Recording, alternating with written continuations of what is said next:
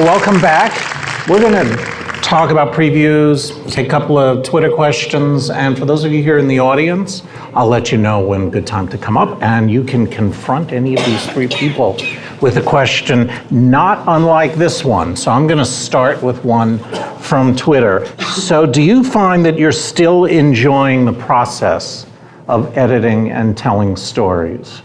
Now, this may not be the best question to ask after a day of work. On a Friday night. On a Friday night, right. But in general, are you still having a good time? Are you enjoying the creativity part of it? Yes. That's all I got. There's so much involved in editing that seems to have very little to do with the traditional artistic and aesthetic types of editing. How do you keep interested? I really try to separate them. It's two different parts of my job, especially when I'm producing. And even as a producer, I find myself jumping in and cutting a lot. You know, there's the management part of the job where I'm dealing with the office politics and making sure everyone's meeting deadlines and making sure everybody is on the episode that they're supposed to be on and all of that stuff. And then there's the process, sitting down, watching the screenings, giving notes, shaping the show, figuring out creative ways to make it better. And it's just two different parts of my job, and I really try to isolate them from each other. They're two different things. No, so you can do that. I mean, how do you kind of separate that? I don't know, I just do. When I'm in the room and I'm cutting and I'm focused, it's like time passes in a different way. I find myself, it's like, oh my gosh, it's 9 o'clock and I'm still, I didn't even realize that time went by. Because I enjoy it so much, and it's just a different part of the process than when you're dealing with those other things, dealing with so-and-so is upset with this person and this happened and all of that. There's a time and place for that, and then if I'm focusing on getting a cutout or if I'm focusing on trying to resolve a creative issue, I have to isolate myself and deal with that in a separate way. It can't all happen at the same time. Right. My brain can't function that way, so. Dan? Politics exists on various levels. There's the politics of the work environment that on the lower level is how it's working between you, your crew, and the other people they interface with. And that stuff's important to just keep a little bit of an eye on. And then there's the bigger politics, the politics of the gig. For me, I would say it's a huge part of the job is, maintaining the sense that their huge investment is in good hands, that they need not worry. And then, of course, I have to do what all editors have to do, and that's sell my cut. And we're all really just used car salesmen. And we all have to explain why that this baby is a really good investment and it runs on cheap gas. So we have to do that. It's part of it, because you could have an editor who does a wonderful job, but if they go about their demeanor and everything and are freaked out, then everyone's going to look at their cut through those glasses and say, I think we better look to something else. That's the politics that I'm really fighting on. So how do you... Are you able to segregate that in the way that Yvette was talking about in order to keep your enjoyment of the editing process more pure? Yeah, Yvette's probably better at compartmentalizing than me, but what I try to do is spend as little time dealing with those kind of problems as I can, and I do really rely on my people, and I especially my long-term first. So for some of this, but yeah, I mean, you have to. And then, as I always keep saying, I'm trying to keep my eyes on the big prize. And I'm not trying to win any individual battle at all. I'm trying to land the plane in the right place. I'm trying to get it to where it's gonna end just right, because there's no win in the moment. The only win is if you get there at the end and the product's good and everyone's happy. It's good. I'm neck deep in metaphors there, but I think I understood what you were saying. That's all I speak in. So Zach, what about you? Yeah, so I think that if we're talking about the idea of do we still love editing, that is a complicated question to ask, because it is so compartmentalized. And there are times working on a big show where there's so much stress and so many deadlines and so much politics, you think, oh my God, this is crazy. Like, this is not what I really signed up for at all. But then all of a sudden you start cutting a scene and you get into it, and then you get that rush. And every editor knows that rush. And you're like, oh, this is why I'm doing this. Because this is so much fun. Like, outside of family and having kids, I've never experienced anything else like it. Maybe I need to start doing drugs. I don't know. I haven't done them. So maybe I'll get as equal of a rush. But to me, it's always been my drug. I got that drug when I was like 13 years old. And I said, this is the coolest thing ever. I've decided I need to protect that. Because everybody, once you get to a certain level, and it's really not even about being at a high level on a huge feature or a huge TV show, it's more about the people you work with, but they're trying to take that away from you. They don't realize they're consciously trying to do it, but they're trying to take that away by giving you the notes and making you deal with all the politics. Because the analogy that I've used over and over is that the editor is the child that's between two divorced parents. Mommy says this about daddy, daddy says this about mommy, and you have to be friends with everybody. And so much of your job is being a psychologist and making sure that everybody's getting what they want at that time. So what I've done is I've just found a way to compartmentalize my mindset, because I don't believe in multitasking. I only focus on one task at a time. And when I'm in that mindset where I'm being an editor and I'm doing my creative thing, the world is shut off. And people have just learned that when the door is shut, don't knock, because I'm not going to be polite when you answer, because I'm in my space. I now wear headphones when I edit, because partly because the walls at Empire are literally made of paper. I turn off email, I turn off Facebook, I turn off Twitter, my phone is in airplane mode, and I just cut. And that's what reminds me, this is why I'm here, and the passion comes back. And then when I get through that period of time, then I'm back into the mode of dealing with the outside world and the politics and the notes and everything else. And I just accept that, all right, well, I just delivered a director's cut, which means that I'm going to be in political hell for a week, dealing with producers and studios and network notes. And I just accept I'm probably not going to enjoy this part of the process, but when I protect my cut and the time when I'm passionate, that's what keeps me going. Well, so let's talk about the notes aspect of it, and this may be an opportunity for some of you to start sidling up to the mic here. Dan, in my experience, one of the really exciting parts in terms of reconnecting with the film you actually made, but also one of the terrifying parts are public previews. There's almost nothing that can really prepare you for that, but let's make believe there is. What kind of emotional prep do you have to do? What sort of, I mean, how do you come into those things? Yeah. You go like, okay, here we go. The preview process in movies has become a very high stakes game. Once you get to the full-on preview, which is scored, it then determines how much the studio is going to back the film. And how much prints and advertising, how many theaters. I mean, everything is at stake.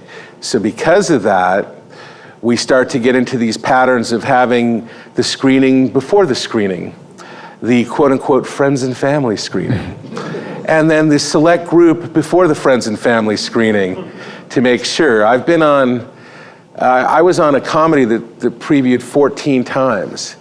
And for every one of those proper previews, we had 3 other screenings. Oh my God. So, and then you get into this mode of screen, do a few changes, screen again, there is the thing where, I'm sure people in this audience have, some of you might have taken statistics in college. You might have gotten up to that.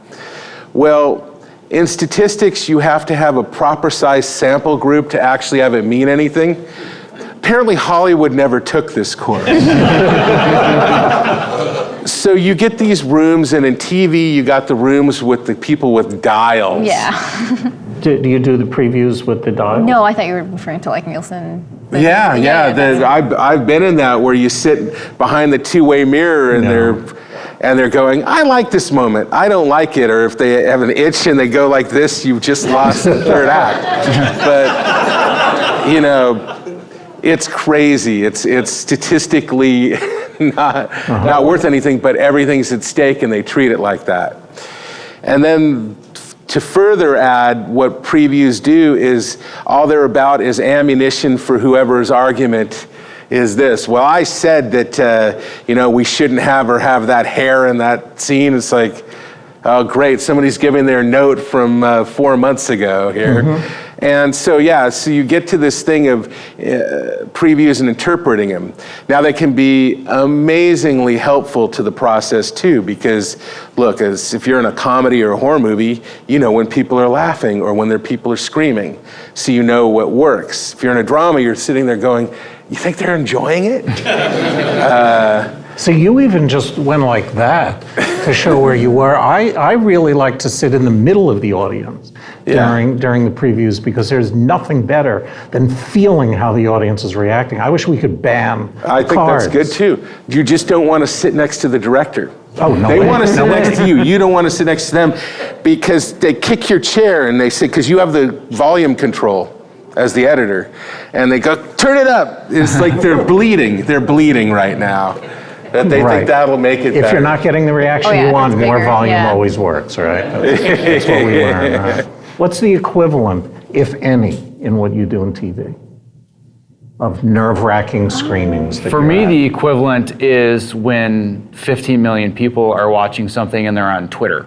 That to me is a preview screening, because Empire has That's a become a good Twitter comparison. phenomenon. It's a better statistical reading. It is actually better statistical Not reading. that you can do anything but- about it. Well, it's funny though that you bring that up, because there have been a lot of conversations had on the show where yes, you can't retroactively go back and reshoot a scene or fix something that's there, but there are very serious conversations had in the writer's room and with us about things that are brought up where if it's a consistent thing brought up over and over, it's like, this is something the audience is responding to and maybe we should do something about it. On future shows. Yeah, so if you're looking at your show like you look at a feature, no, it's not the same thing. But if you're looking at your series the way that you look at a feature, you can get a lot of really good feedback from what people respond to from social media. So it is literally like a 15 million person test screening. Well, that actually starts to inform the decisions that we make, because we know what the audience will respond to. So now we have this little game where when we're cutting an episode, it's like, what do you think the #1 hashtag's gonna be for this one? You know? It's gonna be, she doesn't even dike right, or like whatever the stupid line is the cookie has for the week. We're like, what's gonna be the #1 Twitter moment? But those are the kind of conscious thoughts you have, and whether that's good or not, I don't know. But in a way, you're kind of crawling into the brain of your audience, but there's no testing involved, there's no numbers, there's no spreadsheets. It's just, here's how the audience is actually reacting to it. So that's the closest I get to a test screening, but I don't have to deal with all the BS afterwards that you do. You have it in pilots, though. If you yes. do the pilots, that's where they have the dialogue. pilots are different. But I will say this: I think the preview process has great value. But I will say this as well: the most successful movie I ever did was Iron Man, and we didn't preview. Wow. So. One additional thing I'll bring up about the previews as well, where everybody's trying to give you the solution to your problem. And I'm very good about trying to manipulate a conversation where I open it up to them to give me their ideas, but I never ask, what would you like me to do? It's, Right. what are the problems? Right? Because if you work with a director that thinks they can solve your problem and say, well, you need to go to this coverage instead of this coverage. No, that shot is 4 frames too early and you need to do that. It's like, just tell me what's wrong with it. Tell me the problems. Agreed, yeah. And my job, my expertise is knowing how to fix them. I can't see all the problems. I don't have the objectivity to. But don't presume to think that the audience knows the solution, where they're going to say, oh, well, I didn't like this one scene because of this, this, or that. Maybe there's nothing wrong with the scene. Maybe they didn't understand something. They missed 4 scenes before. But if you listen to the audience, you're going to cut a scene out that's fine. But if they said, I didn't understand this scene, and you distill the problem out of it, now the testing actually The means note something. beneath the note. Right? The note behind the note, exactly. I know you guys have worked on a lot of action scenes. So how do you make it more than just an action scene? I've seen a lot of notes that kind of take away the emotional integrity out of a scene that editors have tried to put in. And, it just goes back to, the flashy action scene. What's the process you go through to try to make it more than just that and give it emotional weight and integrity, so it's not just, people fighting and having shootouts? Well, here's the thing: is that what you're asking is actually the right issue for the editor, which is that you have to have paid the emotional bills before that scene what I was started. thinking, You had to have built it so that the audience cares enough, so it's just not mindless action. And then there's various styles to cut action in. Some would have that it's, real quick that you can't even see because they feel that's reality. Some people do, action in slow motion to get the beauty and the artistry.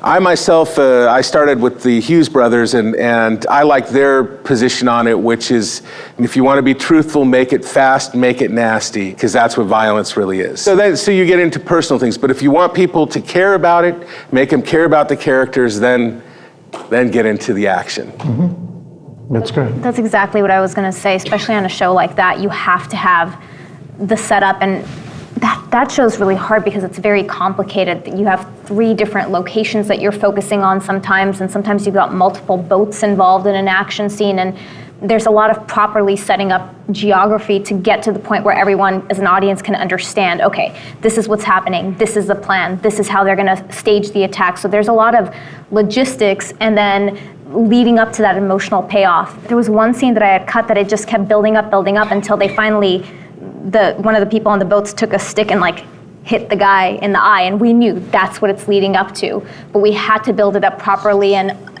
underscore how, what it took for them to get to that point. So in that particular case, the buildup of it helped. Not doing it quickly helped, but that action itself, it happened really fast. You almost didn't see it coming. Mm-hmm. So that show's a little bit different in that sense. But I like, Dan, your word truth, in that you really have to find the truth of the characters so everything is earned.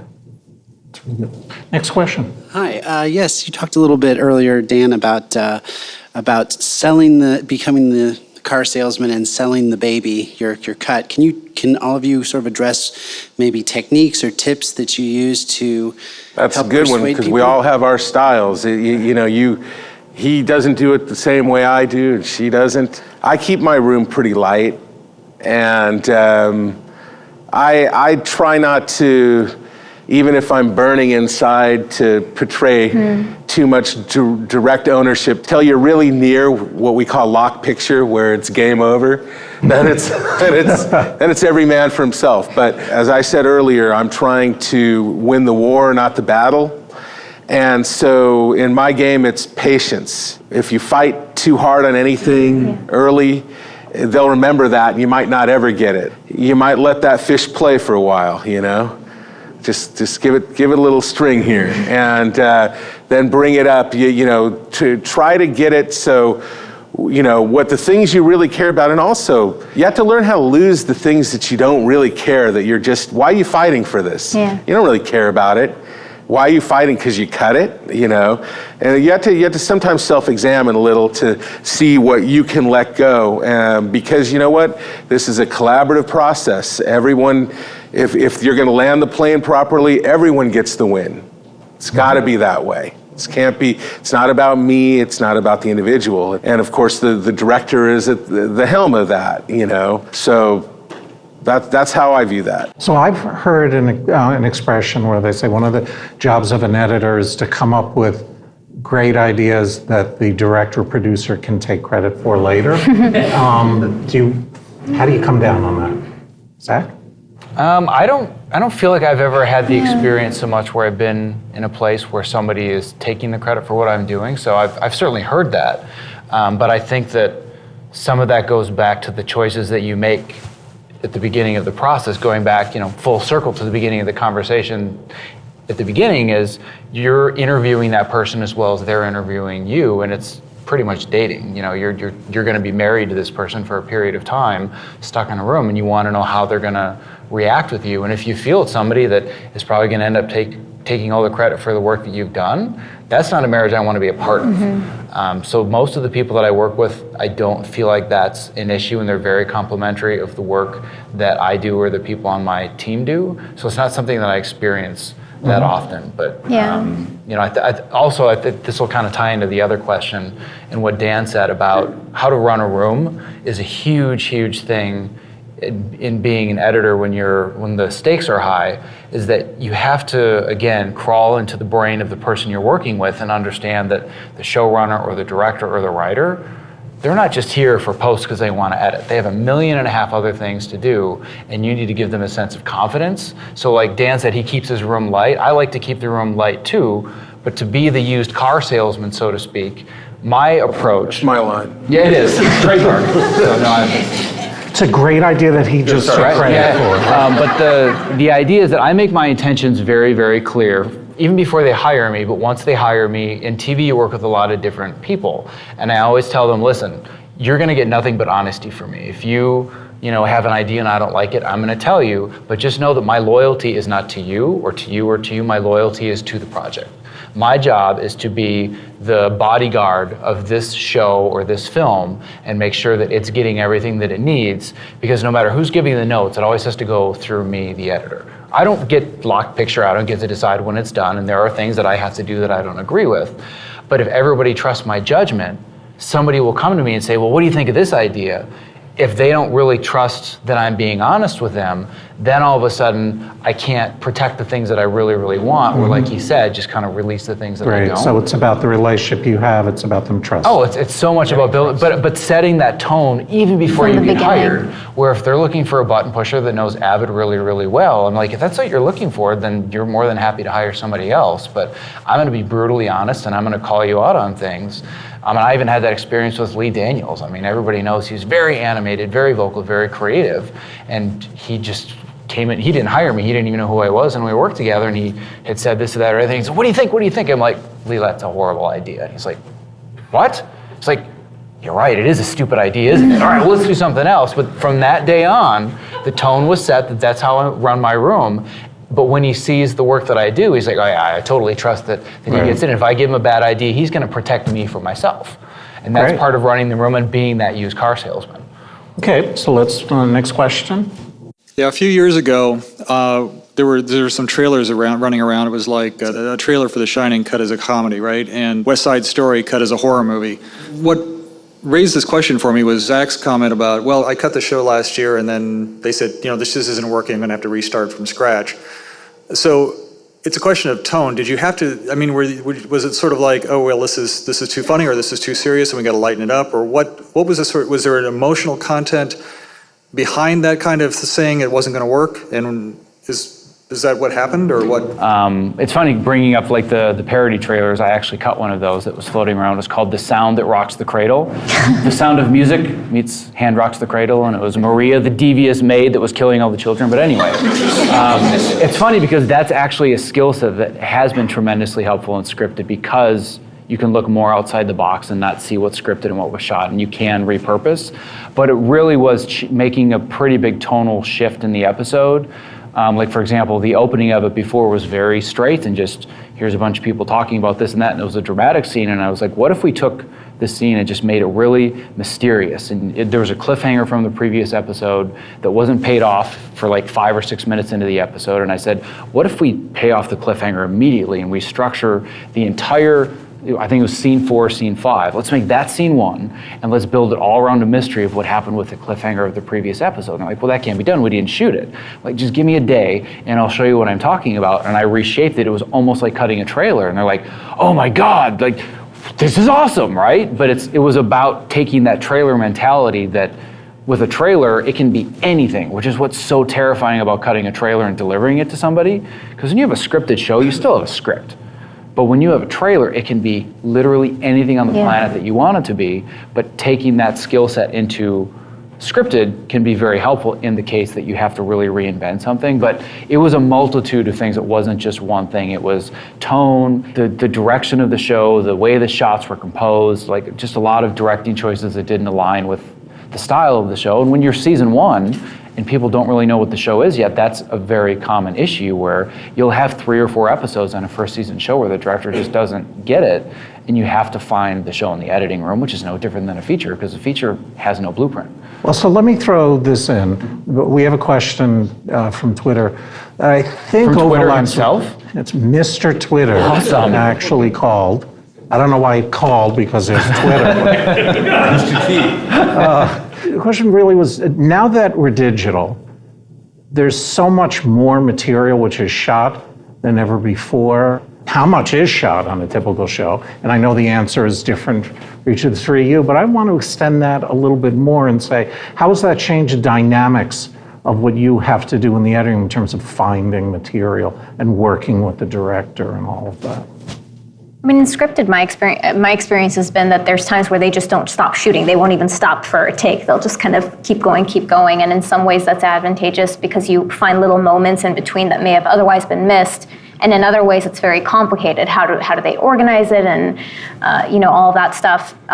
In reality and in documentaries, it's kind of a different ballgame. I mean, regardless, they're shooting a lot. Well, so what's your ratio on No, God, that show, they'll be Like shooting 1 billion around the to clock. one There's or thousands of hours of footage. So just watching as much as I can, and if sort of like a string has been provided to me from a producer, going back and watching as much of that material as possible, because there's things that I see as an editor that they're not going to think anything of, but I'll see a shot or I'll hear somebody say something and realize that there's a different way of putting it together. And that's a lot of the reason why I'm hired, is because to creatively put that stuff together in a different way. On those shows, there's so many different ways of doing it. And that's the most fun part of the process for me.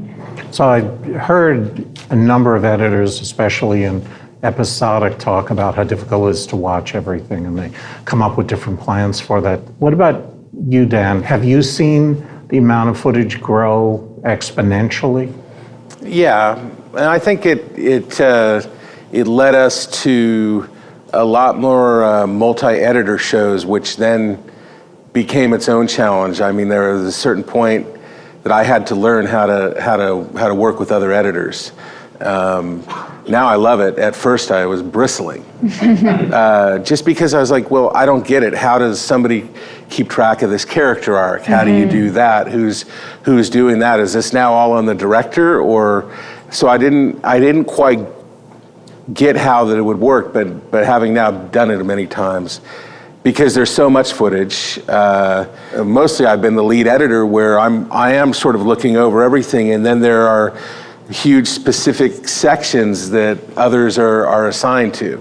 And that works great, because then, we can still all work together, and they can be the point on that. So then I can fulfill my duties as the director's lieutenant here on this stuff. As the lead.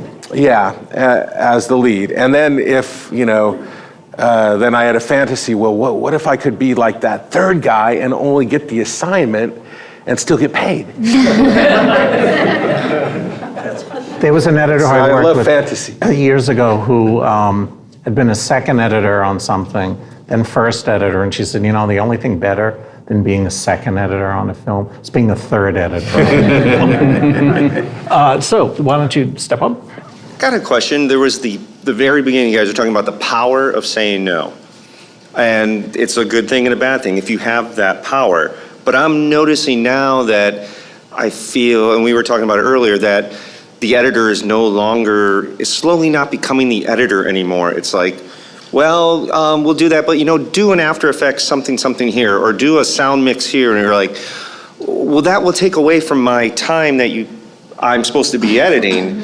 And I'm wondering, have you guys have to deal with it, or is it, I come from if you can't beat them, join them, but there does come a point where I feel like my job is to make this story work for all of you, and to do a sound mix, to figure it out, I'm not gonna do as good as the person who does that for a living, because that's why we have sound mixers. And how do you guys deal with that, or do you just don't even deal with it? Yvette? Well, I don't know. I think everyone has different strengths. For me, I mix everything really well. That's part of music editing and sound editing. That's Right. one of my strengths, in addition to telling a really strong, solid story. Graphics and After Effects, not so much, and I haven't done much of it, but I know other editors who, they'll just say yes because they know how to do it, and they'll ask for more money, or they'll work out their own deals. So I think it really depends on the person and how comfortable you are with that. For me, the sound is part of the process. I like things to sound as smooth as possible. I like everyone to get the feel for what is it going to sound like when it airs. What is it going to,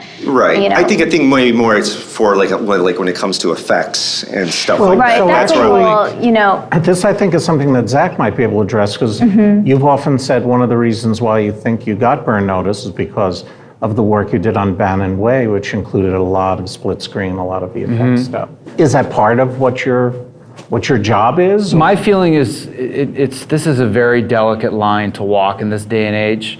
And if it's something that is truly going to serve the story and is going to make it better in the period of time that I'm working on it, but most importantly, it's going to help avoid unnecessary notes, then I will do it. Because there's nothing that's going to bring on more notes than having a bad sound mix. Because if you have weird dialogue edits or music edits or bad backgrounds, you may have the perfectly cut scene, but executives are going to note you to death. One thing that throws them off. Because one little tiny thing throws them off. Like, the scene, it's just not It's working. not working. It's like, well, You need to yeah, that's recut the because it's whole not thing. mixed and you can't hear it because it was shot in the middle of New York City.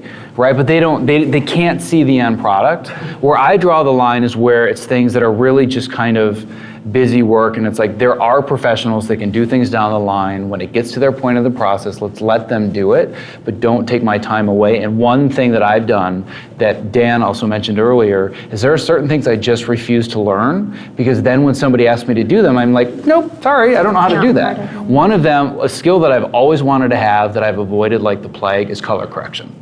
I would love to have the skill set to be able to do a nice color pass, but if I have that skill set, everybody's true. going to want me to do it. Exactly. So I will not Yes. learn it. And another one is visual effects. My feeling is that if you have a scene where you have to be looking at a phone, and if you don't know what's in that phone, you don't understand the scene, I got to do it. My comp is probably not going to be very good and it's going to jump around, but if it's really telling the story, and again, if it's going to create a note where an executive says they just don't understand the rest of the show, it's Yeah, like, well, that's because it said in the title below that this person was on the phone and this happened. Oh, I missed that. Okay, well, I need to do that so that doesn't cause a story issue. So for me, if it's going to serve story, it's going to avoid notes, then yes, I will do the things. But when it comes to just trying to get things perfect just for the sake of perfection and trying to take advantage of my time, I'm very clear about drawing the line and saying, no, this is not what I'm being paid to do. Right. So, Yvette, I saw you. It's interesting because as a producer now giving notes, I'm very particular, so sometimes I'll hear things and everyone's like, Yvette, I really don't hear it. And you and I are the only ones who hear it because we're so particular about it. And it's as simple as that. One little thing will throw them off, and the whole scene needs to be recut. Something about this isn't working. So I really like it to be as smooth and polished as possible, to the point where you're not overdoing, as Zack said, something that the professionals can handle better. I find myself as a producer a lot of times, can we please finish this visual effect? Well, no, let the editors focus on what they need to do to at least get it to whoever the next cut needs to go to, and then before we send it to the network or before we, do that next step in the process, then we'll do it. So I find myself having to deal with that a lot, because I think it's really important for the editors to be able to focus on what they're hired to do, which is tell the story. And so there's definitely, that issue comes up a lot. So, it's part of the job of an editor to tell the story. And the visual effects, the color, the sound, when they interrupt the story you want to tell, or when working with them can help tell your story better. Do it. Yes, otherwise. Generally, I want to add to this by saying I think it is important that we concentrate on our job, but I will assemble my crew based on versatility.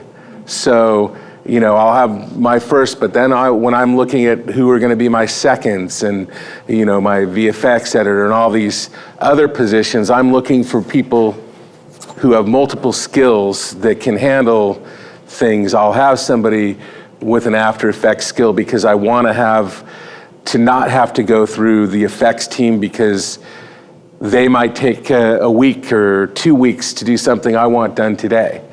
And so I will, within my own crew, I'm seeking out people with versatility. So I want that, but myself, I don't want to go too far outside what I do. You have a question? Yeah, you guys have talked a little bit about building trust with other people, the executives, and being brutally honest, like you were saying. Just wondering if you had any other examples or advice on building trust with the directors, producers, other people, so that it's a more comfortable atmosphere and creating the room to be light. Let me give you one here. Yeah. Here's something young editors get a kick out of, that they didn't even do the note yet, and the guy goes, yeah, that's what I'm looking for. Let me tell you, the minute you ever get caught on any lie, it's over. It's game over. They'll never trust you again. It's not worth any of that. It's better to just be flat out honest on the moments if they're going to sit there. And because, again, trust is all about that. Trust is also part of, if you don't necessarily see what they're saying, you should still wrap your head and try to do what they're saying, even if it proves futile, because that's part of gaining trust.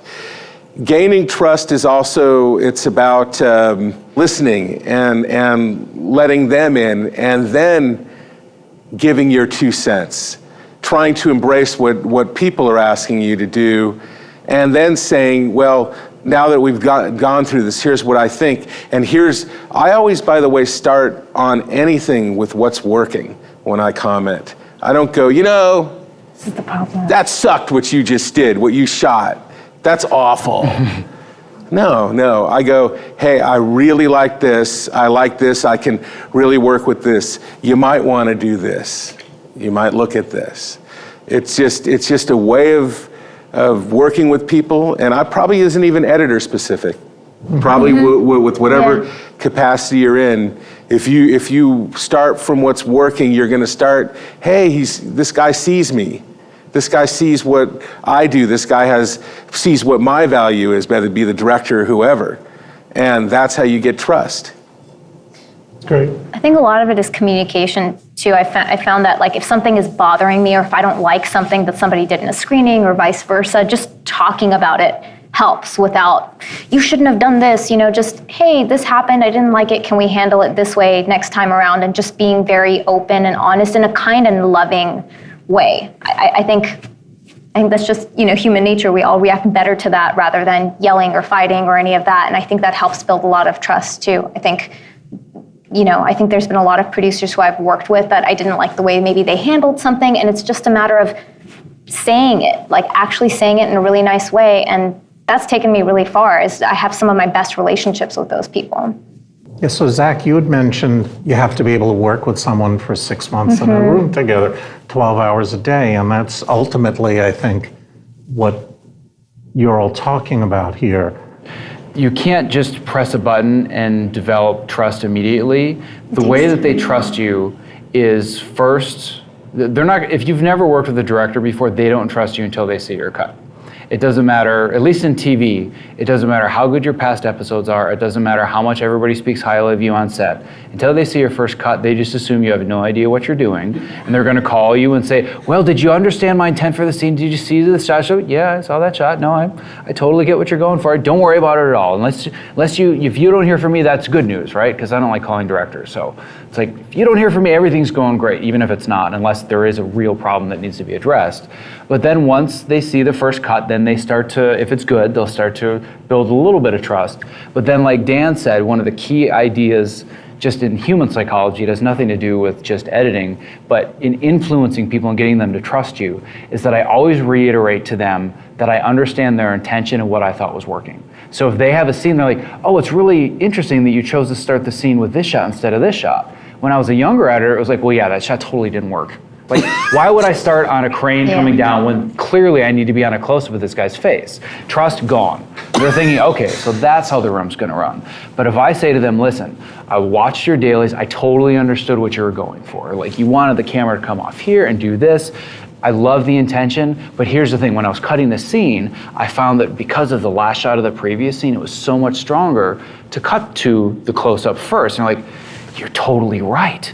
I wasted 4 hours on that crane shot, but you're right. Now I've gotten exactly what I want. They're happy and they trust my judgment. So it's about understanding how to just frame a conversation where you're still giving them ultimately what they want, just in the way that they saw it. But if you're showing them the same cut, but saying, well, I did it because I thought my way was better, trust is gone. So it's just about learning how to frame that conversation. And also, I think the other thing is a place you can really develop trust. When they give you a note, and you give them something that doesn't address their note, but it actually makes it better, they're like, that's actually better than what I thought. So you, like you said, it's the spirit of the note, but one of the things that actually will not develop trust is giving them exactly what they asked for.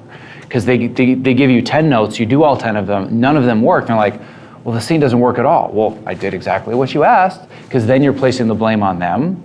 But if you say, listen, I know this is gonna be a little different than what you asked for, Your intent of the scene was you wanted to do this. A couple of these notes didn't work, but just watch the scene first. And you're like, oh, but this is so much better than the notes I gave you. I'm such an idiot, right? Then they become self-deprecating, and then they've completely handed the keys to the castle to you because they know that you're going to protect their choices. But there are going to be battles where they're going to be like, no, I really think this is the better choice.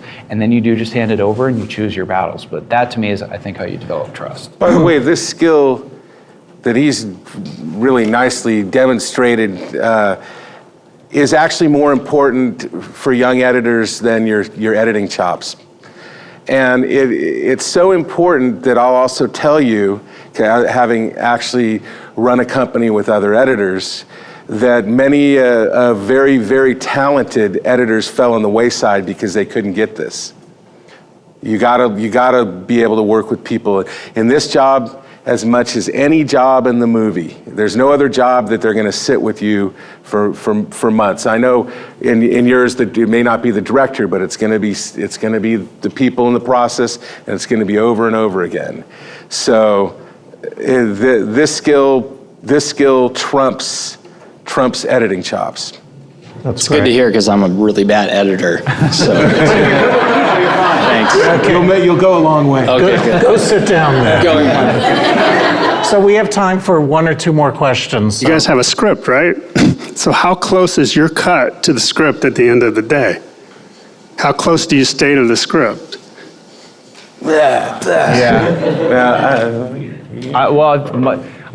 If anybody working on my show hears this, I might get fired because I have a very offbeat approach to the way that I look at a script. And even Norman's going to be upset at me with this about I'm already upset. I don't even know what you're going to say. At USC, you taught me a really great way to teach students how to analyze a scene and break it down and find the moments and build a scene around the moments. I don't read the script anymore. Because I frankly don't have the time with the schedules. That's because your assistant reads the script. She does read the scripts, but at first it came out of necessity where it's like, oh my God, I'm so buried in notes, I'm already getting dailies, I just need to keep up. I just don't have time to read the script today, right? So it was just one of those things that I never would have thought to ever do again. I've been accused of that, but... Right? And I'm going public with that. I really don't read the script beforehand anymore, and the reason is because I found when I watch dailies without a script, I view it so completely differently because I don't know the intent of the scene until I watch it. When I read it on paper, I know the beats that they're trying to get, and I might actually be filling a gap thinking that something was achieved that wasn't. But if I watch and I eventually, obviously, I read the script, and I don't just cut dailies. I read all the dialogue, and I know all the intention, but I don't read the script until I've watched the dailies. So then I'll watch it, and I'll read the script afterwards, and I'm like, oh, that's what they wanted to do with this scene? Oh man, they didn't do that at all. All right, now how do I fix it? But I'm not filling gaps because the information is in my head. But I will say very clearly, this is not a skill to develop as a beginner. It's like saying, I want to make my first movie just like Pulp Fiction. No, you have to know story structure first. You have to know first act, second act, third act. Once you've nailed that, then experiment, then mess around and make your Pulp Fiction. So don't go out and say, oh, well, this guy said I should be reading the script. For the love of God, read the script. When you do your first cut, how does it look like the script? What about the second cut, the third cut? For me, in assemblies, it looks like the script, and that's because that becomes the starting place. And we know we're going to greatly alter things, and unless I've gotten the attention of the director, I'm very cautious not to do it. I had to learn the hard way. I did this film that I rushed ahead of the process and made a very, very, very tight editor's assembly. And what happened is that the film ended up peaking about halfway through director's cut and then went down and then got worse. So it was a very valuable lesson to me not to run ahead of the process. And part of the process is to first do it to script and then throw that damn piece of paper away. It's useless because you're no longer, in the realm of words on a page. You're actually, in the full dimension of filmmaking. Mm-hmm. So what about you? I do it very similar to how Zack does. I may have read the script once in the beginning, and then I'll watch the footage without it in front of me, piece it together, and then go back and refer to the script to make sure I didn't miss any dialogue. Did they miss any dialogue? Did they cut something out in the process of filming? And I like Dan said, I turn around something that's very close to the script, and then we start the process of, well, what's working, what isn't? Should this piece of dialogue go? Should this scene go here instead of here? So I kind of do a little bit of a combination of both, I guess. Okay, let's, you could be the last one. Last one, thank you. This is getting back to working with multiple editors. How do you keep track of story structure and character development, and if there's more than like 4, I guess I would imagine it gets really messy. 4 already sounds. Well, like on some shows, like on Whale Wars, for example, right? There's 3 boats, so in some ways it makes sense. Okay, one person focuses on one boat, one on another, or with characters, and sometimes it's not that simple, and it becomes this act, this act, this act. So it really depends on the show and what makes sense for the show or for the film, depending on how many characters you have involved, how many locations. Sometimes you divvy it up by locations. I find that to be the easiest, is if there's a clear delineation of a certain set of characters or a certain set of locations. I mean, I've worked on shows where they'll all of a sudden throw 6 editors on an episode because they want to get it done in a week. Yeah, or that's 2 days. a pretty common problem for us, is that more bodies doesn't necessarily mean that it's going to get done better or faster, but unfortunately a lot of times that's just, that's not the way everyone thinks, and they just throw more people at it, and it's not going to solve the issues. So, Dan, you were the one who talked about how increased amount of dailies is increasing the number of editors. Yeah. Who takes charge? Every situation is different. And you have some rooms where they put the editors in competition. They have a revolving thing. Well, why don't you take a pass at this? Why don't you take a pass at this? As the lead editor, I'm up front and I'll tell them, look, I'm going to put my hands on everything, so don't take anything personally. And I'm also going to have your eyes on my stuff. I'm going to do this. In the end, it'll probably go through my room to put the whole thing together. So just know that going in. So there's no feelings. This is how we're going to do it. But oftentimes I'll say, well, why don't we go into his room and I'll sit in the back row with all of them and be one of them. That must be a nice thing. It can be, although I notice how slow editors are. Ridiculous. Let's go back to film and say that. Huh? So, Zack, you want to have the last word on this? I don't know how to beat what it was that Dan just said. What was it? So, actually, I'll take the last word. Yeah, I mean, I guess the reason I can't have the last word is because I really don't spend a lot of time working in that, because you think, there's several editors on a TV show, but we're all our own little islands. Episodes. We have our own episodes. Even in the finale? Yeah, I mean, Because that's when things get ganged up. things often. got nuts on our finale, and it was all plopped on my head. I mean, everybody else is gone by the time things went crazy. Everybody was already let go, so there really was no choice. Yeah, our structure is very similar to Dan's, where it's like there's a bunch of people, and then eventually the supervising or the lead editor will take it over and lock it up. Yeah, I think one really practical thing I could offer that's not big picture and about who works with what, but just a way to synthesize all that in one place. I use a tool called Trello, and Trello is basically the digital version of having a giant wall and whiteboard with index cards on it, and that's something that everybody can share. So I create what I've called a structure map, and it has, essentially digital index cards for all the scenes. Everybody can see it, and then you guys, you have Walter Murch. It has entire walls of stuff, and that to me is a way where people can look at it and kind of see visually the way something is shaping up. And it doesn't solve any of the problems of passing stuff back and forth and who gets what. It's a small way to just create some form of to be able to step back and get continuous thought and be able to stand back. It's just the digital version of having a central room with everything on a wall and everybody understanding how things are changing and shifting. So great. I just want to kind of wrap up by saying that each of the people up here really is at the top of what they're doing for reasons. And there are very good reasons in terms of how they work with people, how they prepare thoughts, how they prepare the politics to go on, how they prepare the storytelling, what they do in order to be effective creators. And that's why they're here today. That's why I was thrilled to be able to talk with you today. And I want to thank you very much for this. Thank you, Zack.